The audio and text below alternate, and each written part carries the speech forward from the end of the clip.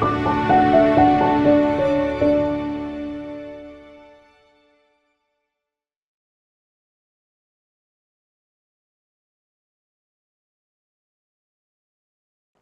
Students, myself doctor Ranu Verma, assistant professor of sociology.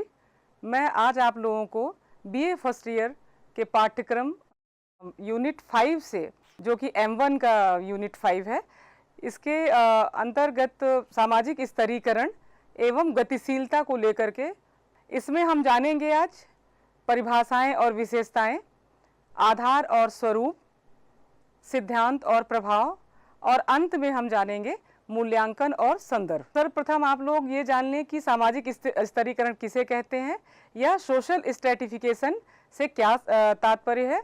तो सामाजिक स्तरीकरण का तात्पर्य है समाज का खंडात्मक विभाजन या समाज का स्तरों में विभाजन। इसकी कुछ प्रमुख परिभाषाएं हैं जो आप लोगों के सामने हैं। सामाजिक स्तरीकरण की अवधारणा को समझने के लिए निम्न विद्वानों के द्वारा निम्न परिभाषाएं प्रस्तुत हैं। पहली परिभाषा है टालकाट पार्सन्स की। इन्होंने कहा है कि समाज व्यवस्था में व्यक्तियों का ऊंचे नीचे क्रम में विभाजन जो व्यवस्थित सामाजिक संरचना का आधार बनता है उसे सामाजिक स्तरीकरण कहा जाता है। Hierarchical division of individuals in social system forming basis of organized social structure. Sutherland ने कहा है कि अंतःक्रिया और विभेदीकरण की प्रक्रिया ही सामाजिक स्तरीकरण है। रेमंड मूरे ने कहा है उच्च निम्न इकाइयों का विभाजन सामाजिक स्तरीकरण की प्रक्रिया कहलाती है। अब हम देखेंगे आगे सामाजिक स्तरीकरण की प्रमुख विशेषताएं। तो इसकी जो विशेषता है सबसे पहली वह यह है कि यह सार्वभौमिक है, इसमें यूनिवर्सैलिटी पाई जाती है, यह सोशल है और अति प्राचीन अवधारणा है ये, और यह एक सहायक भूमिका के रूप में सामाजिक व्यवस्था में कार्य करती है। तो जो पहली इसकी प्रकृति है वो है या विशेषता है वह है सार्वभौमिक प्रकृति, इसकी यूनिवर्सल प्रकृति या यूनिवर्सल नेचर। प्रत्येक समाज में किसी न किसी रूप में स्तरीकरण की व्यवस्था प्राचीन काल से ही या जब से मानव समाज बना है तब से सामाजिक स्तरीकरण पाया जाता रहा है। Every society has some form of stratification system. आदिम से आधुनिक समाज तक इसकी उपस्थिति रही है। Presence from primitive to modern societies, अर्थात यह प्राचीन काल से लेकर के वर्तमान समय तक अभी भी प्रत्येक समाज में देखने को मिलती है। सभी संस्कृतियों में यह पाई जाती थी। फाउंड इन ऑल कल्चर्स, समय और स्थान की सीमाओं से यह परे है, beyond time and space boundaries. अब इसकी हम सामाजिक संरचना की यदि बात करें, सोशल स्ट्रक्चर की बात करें, तो इसकी जो प्रकृति है वह सामाजिक होती है और समाज के लिए अति आवश्यक भी है। Nature of stratification is social and it's societal necessity.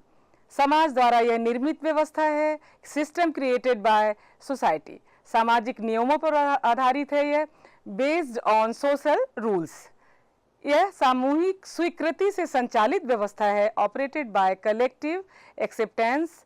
इसमें परिवर्तनशीलता या वेरिएबिलिटी भी पाई जाती है। विभिन्न समाजों में स्तरीकरण के रूप और आधार भिन्न भिन्न होते हैं। Forms and bases of stratification very in different societies.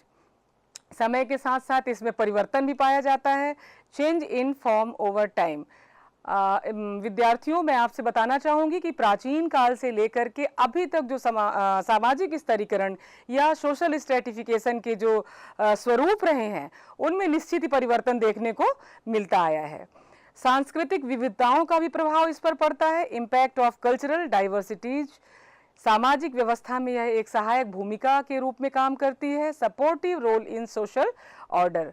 अब हम बच्चों जानेंगे सामाजिक स्तरीकरण के प्रमुख आधार, अर्थात हम कौन कौन से आधार पर सामाजिक स्तरीकरण को समाज में देख पाते हैं। Major basis on of social stratification. तो सबसे पहला आधार है डियर स्टूडेंट्स प्राणी शास्त्रीय आधार, बायोलॉजिकल बेसिस, जो आयु के आधार पर अर्थात उम्र के आधार पर सामाजिक स्थिति पर निर्भर करती है। Age, social status based on age. लिंग, पुरुष और महिला के बीच जो भेदभाव होता है उसके आधार पर भी सामाजिक स्तरीकरण देखने को मिलता है। Gender, definition between male and female. प्रजाति नस्लीय विभिन्नता के आधार पर विभाजन, race division based on racial differences. जैसा कि आप सभी जानते हैं डियर स्टूडेंट्स कि रेसेस के आधार पर भी सामाजिक स्तरीकरण देखने को मिलता है। सपोज दैट जो श्वेत प्रजाति के लोग हैं या अश्वेत प्रजाति के लोग हैं, तो श्वेत प्रजाति अपने आप को श्रेष्ठतम मानती है अश्वेत प्रजातियों की तुलना में। सामाजिक सांस्कृतिक आधार हो सकते हैं, कल्चरल बेसिस, आर्थिक स्थिति जैसे धन संपत्ति और आय का स्तर, कौन कितना धनाढ्य है, कौन कितना गरीब है, economic status, level of wealth, property and income, शिक्षा का स्तर, ज्ञान और योग्यता आधारित मान्यता, education level, recognition based on knowledge and merit. और धार्मिक आधार पर भी डियर स्टूडेंट्स स्तरीकरण या समाज स्तरों में बटा हुआ है, जैसे धर्म और मत के अनुसार विभाजन। जैसे हिंदू धर्म कई मामलों में अपने आप को सर्वश्रेष्ठ मानते हैं, कुछ मामले में या कुछ मैटर्स में क्रिश्चियंस अपने आप को श्रेष्ठ मानते हैं। तो हम कह सकते हैं कि रिलीजियस बेसिस भी सामाजिक स्तरीकरण पाया जाता है समाज में। अब हम देखेंगे सामाजिक स्तरीकरण के स्वरूप, फॉर्म्स ऑफ सोशल स्ट्रेटिफिकेशंस। तो पहला है बच्चों जातिगत स्तरीकरण। जैसा कि आपको पता है हमारे देश में स्टार्टिंग में तो या प्राचीन काल में हम कहें तो वर्ण व्यवस्था नाम की व्यवस्था सुचारू रूप से संचालित थी, लेकिन धीरे धीरे जो उसका परिवर्तित स्वरूप देखने को मिला, जिसे हम जातिगत स्तरीकरण के रूप में देख सकते हैं, तो हम कह सकते हैं कि कास्ट स्ट्रेटिफिकेशन जो रहा ये वर्ण व्यवस्था का ही विकृत स्वरूप रहा है।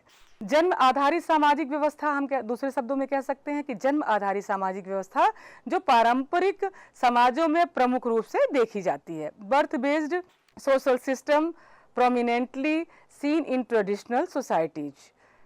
अब हम उदाहरण के लिए प्रस्तुत करेंगे, एक उदाहरण देंगे बच्चों आपके सामने कि जैसे जाति व्यवस्था जो बनाई गई प्राचीन भारतीय समाज से, तो उसमें यह था कि जो बच्चा जिस दिन जिस जाति में जन्म लेता था वह उसी दिन से उस जाति का मेंबर हो जाता था और आजीवन उस जाति का मेंबर रहता था, है ना। जैसे कोई ब्राह्मण कास्ट में किसी बच्चे ने जन्म लिया, वो उसी दिन से ब्राह्मण हो गया। कोई क्षत्रिय जाति में जन्म लिया तो उसी दिन से वो क्षत्रिय हो गया। कोई वैश्य जाति में जन्म लिया तो उसी दिन से वो वैश्य हो गया।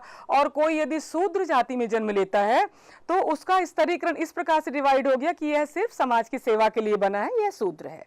ठीक है। अब जन्म के आधार पर सामाजिक स्थिति का निर्धारण, जैसा कि मैंने आपको अभी बताया।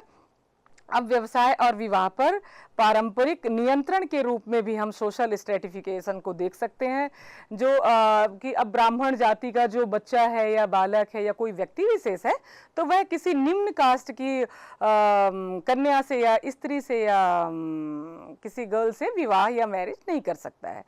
ठीक है। सामाजिक गतिशीलता में हम इसके जो एक डिसफंक्शन के रूप में देख सकते हैं, तो देख सकते हैं कि यह सामाजिक गतिशीलता में या सोशल मोबिलिटी में भी यह थोड़ी हानिकारक है। अब नेक्स्ट है डियर स्टूडेंट्स प्रजाति स्तरीकरण या रेशियल स्ट्रेटिफिकेशन। जैसा कि मैंने आपको पूर्व में भी बताया कि नस्लीय विभिन्नता के आधार पर सामाजिक विभाजन जो शारीरिक विशेषताओं पर केंद्रित है कि कॉकेशियन ज़्यादा सुंदर हैं या ज़्यादा स्मार्ट हैं, निग्रो उनके कंपैरिजन उतने अच्छे नहीं हैं, तो रंग नस्ल और जातीयता के आधार पर भी भेदभाव देखने को मिलता है, discrimination based on colour, race and ethnicity. सामाजिक और आर्थिक अवसरों में असमानता भी सामाजिक स्तरीकरण का एक डिसएडवांटेज है या हम कह सकते हैं कि डिसफंक्शन है। Inequality in social and economic opportunities. संस्थागत और व्यक्तिगत भेदभाव भी सोशल स्ट्रेटिफिकेशन के फलस्वरूप डियर स्टूडेंट्स देखने को मिलते हैं। Institutional and systematic discrimination. वर्गगत स्तरीकरण में हम देखेंगे क्लास स्ट्रेटिफिकेशन में कि यह आर्थिक आधार पर निर्मित सामाजिक विभाजन जो आधुनिक समाजों की मुख्य विशेषता। यदि हम वर्तमान समय की बात करें तो अभी वर्तमान समय में विशिष्टतः हम देखेंगे कि वर्ग के आधार पर समाज का या सोसाइटी का डिस्ट्रीब्यूशन किया गया है कि एक उच्च वर्ग है, दूसरा निम्न वर्ग है, या बीच में हम एक वर्ग और भी शामिल कर सकते हैं, मीडियम क्लास के लोगों को शामिल कर सकते हैं। तो social division based on economic factors main features of modern societies. आर्थिक संसाधनों के आधार पर विभाजन देखने को मिल सकता है dear students. Division based on economic resources.